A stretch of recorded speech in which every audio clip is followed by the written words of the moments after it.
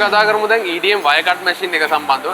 EDM wire cut කියන්නේ රනිදු ඒක ගැන සරලව අපි පැහැදිලි කරමු. අපි කලින් කතා කරේ EDM dicing EDM කියන ටෙක්නොලොජි එක. දැන් අපි මෙතන කතා කරන්නේ wire cut කියන ටෙක්නොලොජි එක. අපි කලින් electrode එක විදිහට අපි copper electrodes පාවිච්චි කරන්නේ අපිට ඕන විදිහට electrodes හදා ගන්න පුළුවන්. අපි මෙතන පාවිච්චි කරන්නේ wire එකක්. electrode එක විදිහට wire එකක් පාවිච්චි කරන්නේ. එතකොට wire sizes තියෙනවා එක එක වර්ගයේ wire sizes තියෙනවා සාමාන්‍යයෙන් 0.1 ඉඳන් 0.2 විතර වෙනකම් wire sizes තියෙනවා. ටෙක්නොලොජි එක ගත්තාමත් අසින්ත මේකේ ටෙක්නොලොජිස් වර්ග දෙකක් තියෙනවා. ඔව්. දැන් අපි මේ ඉස්සරහා ඉන්නේ reusable wire cut කියන ටෙක්නොලොජි එකේ තියෙන මැෂින් එක. ඔව්. තව තියෙනවා continuous wire cut තියෙන මැෂින්. එතකොට දැන් මේ මැෂින් එකේ wire එක reuse වෙනවා. ආයේ දිලා ඒ wire එකම reuse වෙනවා. අනිත් ටෙක්නොලොජි එකේ මැෂින් එකේ wire එක reuse වෙන්නේ නැහැ. නෑ. ඒ wire එක කැපි consume වෙනවා. consume වෙනවා. එතකොට අපිට ඒකේ consume cost එක වැඩි. මේ මැෂින් එකේ consume cost එක අඩුයි. අන්දු අපි material එක ගැන කතා කරමු electrode එකේ. ඔව් electrode එකේ material එක ගත්තාම මේක molybdenum කියන material එකේ special material එකක්. හැබැයි අපි continuous wire cut වල පාවිච්චි කරන්නේ brass කියන material එක. මොකද මේ expensive නැති හින්දා. ඔව්. copper electrodes තියෙනවා brass wire තියෙනවා. අපි machine එකේ මේ side එක ගැන පොඩ්ඩක් කතා කරමු කොහමද? මෙතන තියෙනවා බැරල් එක මේ ආය වයර් එක ටෙන්ෂන් වෙන මෙකැනිසම් එක තියෙනවා මේ වයර් එක ටෙන්ෂන් වෙලා තියෙන ටෙන්ෂන් නැති වුණොත් මම කියන්නේ දැන් ටෙන්ෂන් නැති වුණොත් වයර් එක බැරි වෙලාවත් අපේ මැටීරියල් එකේ ටච් වුණොත් ඒක ෂෝට් වෙනවා ඔව් මැෂින් එක නවතිනවා මේ කට් එකේ යනකොට වයර් එක මොනම අවස්ථාවකවත් ටච් වෙන්නේ නැහැ මැටීරියල් එක. ඔය කියන්නේ දැන් අර කට් එකේ විත් එක ආසන්න වශයෙන් මේ ගේජ් එකට සමානයි. ගේජ් එකට සමානයි. මයික්‍රන් ගානක වෙනසක් තියෙන්න පුළුවන් රයිට්. ඔව්. එතකොට දැන් මේ මැෂින්ස් ගොඩක් වෙලාවට දැන් මොඩර්න් ඉන්ඩස්ට්‍රි එකේ නම් පාර්ටින් කරගන්න පාර්ටින් කරගන්න පාවිච්චි කරනවා. just material පාර්ටින් කරගන්නත් පාවිච්චි වෙනවා. තව දැන් reusable wire cut continuous wire cuts ගත්තාම ගොඩක් precision වැඩ වලට තමයි පාවිච්චි කරන්නේ. මේකේ precision එක ටිකක් අඩුයි මොකද අපි reuse කරන නිසා wire එක මොකද wire එක නිතරම gauge එක අඩු වෙනවා.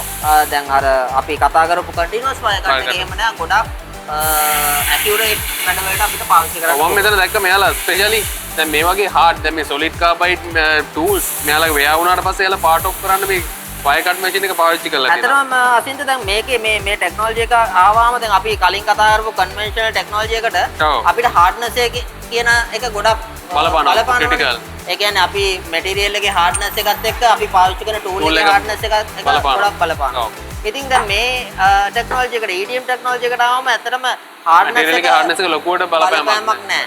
ඉතින් අපිට ඕනම hard දැන් අපිට මේ carbide tools පවා ඉක්මනට කපා ගන්න පුළුවන්. අපි control එක පැත්තට මේකත් අසින්ද ෆිලිප්ස් ලා මැනුෆැක්චර් කරන මැෂින් එකක්.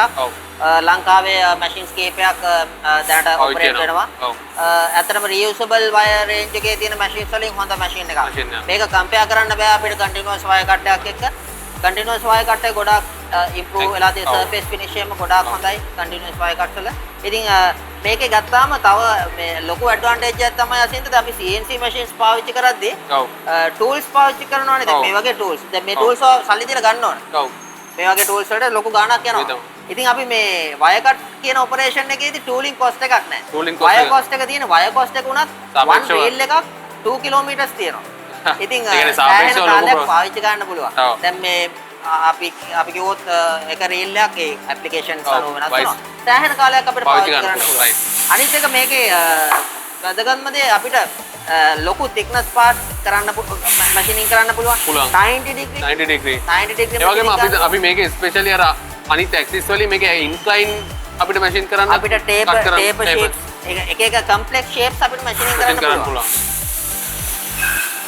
මේකට අනිවාර්යයෙන්ම coolant එකක් අවශ්‍යයි.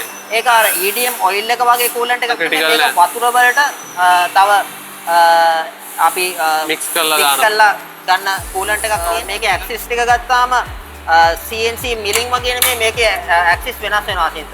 අපි අපේ front side එකට තියෙන axis එකට x axis එක කියලා කියනවා. මේ පැත්තට තියෙන axis එකට y axis එක කියලා කියනවා. ඊට අමතරව මේකේ තියෙනවා UV කියලා axis දෙකක්.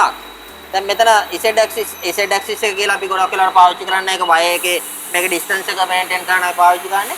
ඊට අමතරව මෙතන තියෙනවා ඔයගලන්ට බලන්න පුළුවන් මෙන්න මෙතන තව ඇක්සිස් එකක් තියෙනවා. ඒ වගේම අනිත් පැත්තට ඇක්සිස් එකක් තියෙනවා. එතකොට මේක ඇත්තටම 4 ඇක්සිස් වයර් කට් එකක් වෙනවා. ඒ කියන්නේ අපිට ටේපර්ස් එහෙම මැෂින් කරගන්න පුළුවන්.